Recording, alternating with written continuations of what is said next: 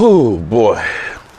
Well, good evening, friends. Mark Holmes here. As always, I want to thank you guys for watching, commenting, subscribing, and being part of the Joe Boo Sports Report. Without you guys, this literally, literally does not work. I'm actually watching the Bills versus the Ravens. I have never in my life seen back-to-back field goal shots hitting the uprights. Wow. The Ravens kicker is one of the most accurate kickers in football and literally has hit the uprights twice in the game. The Bills are up 3-0, and it's an ugly game. But I got to tell you, it's really only 6,500 fans in that stands. They really making some noise. They must be piping some more sound in there or something, because it's insane how noisy it is.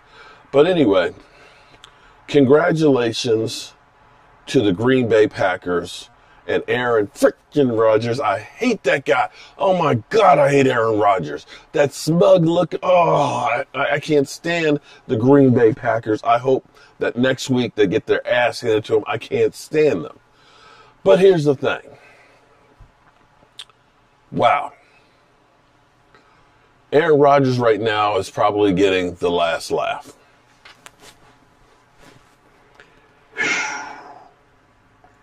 If you take Mike McCarthy's record in the course of 1 year with the Dallas Cowboys and the year that he got let go by the Green Bay Packers, Mike McCarthy's coaching record is 10-17-1.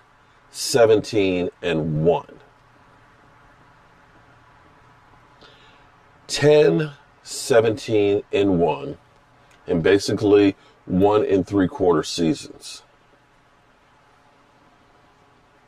Matt Lafleur, in his second year as a coach of the Green Bay Packers, in the regular season is 26-6, literally taking over for the Green Bay Packers, the job that fired Mike McCarthy. Taking Aaron Rodgers, who people were kind of saying, Aaron Rodgers can't stay healthy. Aaron Rodgers, maybe he's done. In fact, they even drafted another quarterback that kind of made Aaron Rodgers step up. 26-6. 2 back-to-back 13-3 seasons. Not only that,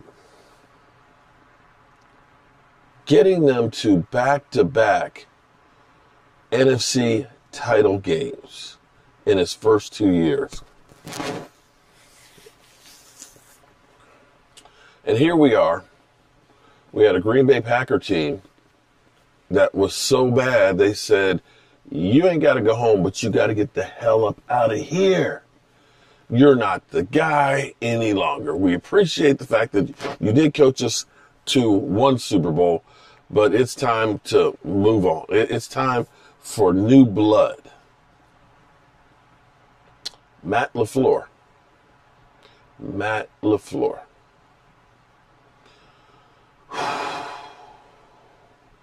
So as we've gone through the season of our discontent, the 6-10 shit sandwich, we have to question or wonder, not that it matters because Mike McCarthy's coming back. Mike McCarthy's not going anywhere.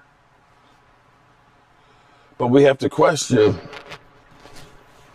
is this a case of the game passing him by? Or is it just that you're new in town, and like your first year in Green Bay, you ended up 8-8, and then you 2 years later with a Super Bowl? But a lot of times, you see guys that do great things. Great things. And then what they're doing gets old. It gets stale. New stuff comes along and replaces it. You can look at Tom Landry, who was an innovator. The reason the shotgun is there. Dallas Cowboys. First use of a computer to help use statistics and probability to figure out players to draft and probability of a play succeeding. Analytics. They hired an Indian guy who knew nothing about football, but was an analytics guy to crunch the numbers. Before there was really computer. I'm going to tell you, so far back, what you have to understand is this. I remember I was about 12 years old, and we got to go to Dulles Airport's tower. We actually got to go up into the tower to look at the planes landing. And we got to go to the air traffic control's computer center. The computers, this is like 1975, maybe 76, something like that. The computers that they had that were running the air traffic controllers took up the size of like 2 huge gymnasiums. They were vacuum tube computers. They were outdated when they first installed them. And the funny thing is I don't have my watch on right now, but if I had my watch on right now, my watch probably got more computing power than all those computers had back then. But the Dallas Cowboys back then were using computers. They came up with the flex defense.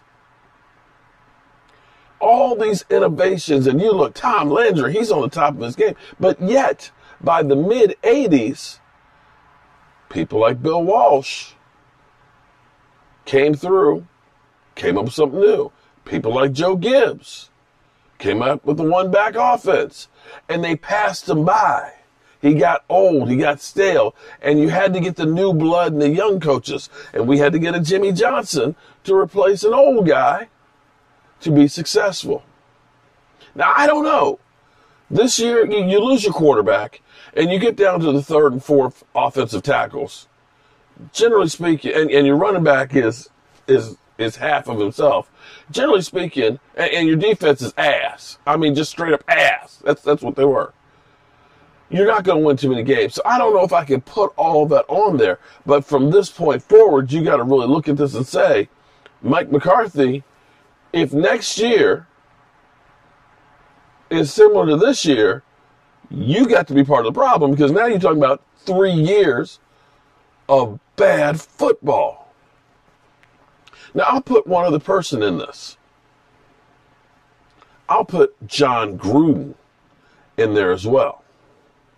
John Gruden was never a team-building guy.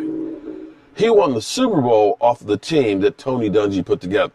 Tony Dungy just couldn't get them to, you got to have everything go perfect to win a Super Bowl.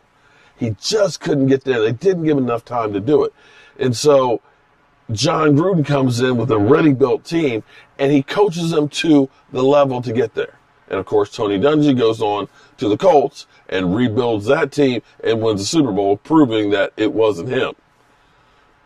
But now you look at John Gruden with the Raiders, who's traded Khalil Mack. He's traded Amari Cooper. And you see all these moves and things that he's making, and what he did years ago, it's almost like the game's passed him by, because now it's been 3 years for him without a winning record.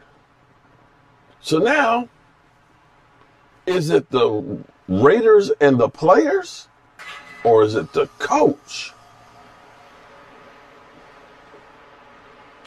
This, if you're a Cowboys fan, if you're a Cowboys fan and you're seeing the Green Bay Packers in the NFC Championship game last year, and you see the Packers in a COVID year where everything went, it's a COVID year, you can't expect much. It's a COVID year. The players don't have enough time to get in shape and can't stay up. And you see the Green Bay Packers not skip a beat from the year before. You see your Kansas City Chiefs take players that you deem not good enough and get them Super Bowl rings. At some point, you have to start looking internally and saying, it ain't the players. It ain't the players. Some point you got to start looking inside at other factors and determine what it is that's costing you to have success. Because, brother, to see a young gun go 26-6, 2 NFC Championship games in his first 2 years as a head coach, while we have the stately coach, Mike McCarthy, who has gone 10-17-1. Let's just hope. Oh, my God. Oh, my, it just hit me. Oh, no. No, no, no, no, no. What if Mike McCarthy is the next... Uh-oh, fire's going out. I'm running out of gas. Got to hurry this up. What if Mike McCarthy is the next Jeff Fisher? He got the Titans to a Super Bowl. Was literally a yard away from winning. Went downhill with them, with the Titans, goes to the Rams, and doesn't bust a grape. Oh, Lordy.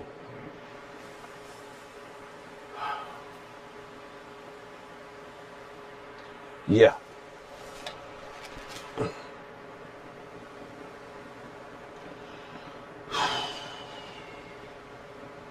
All right, y'all. Hope you're having a great weekend. I think I just got depressed. And like this tank, I'm just going to let it run out. Like this tank, I feel like I'm out of gas now. Damn.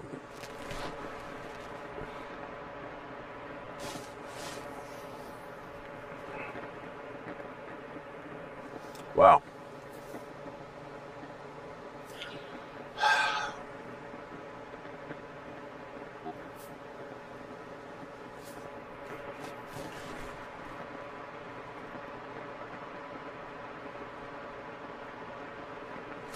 Yeah. All right, y'all. I'm going to go in and finish watching this game. It's probably at halftime. I'll see you guys in the morning, and we'll be live streaming both games tomorrow night. Peace.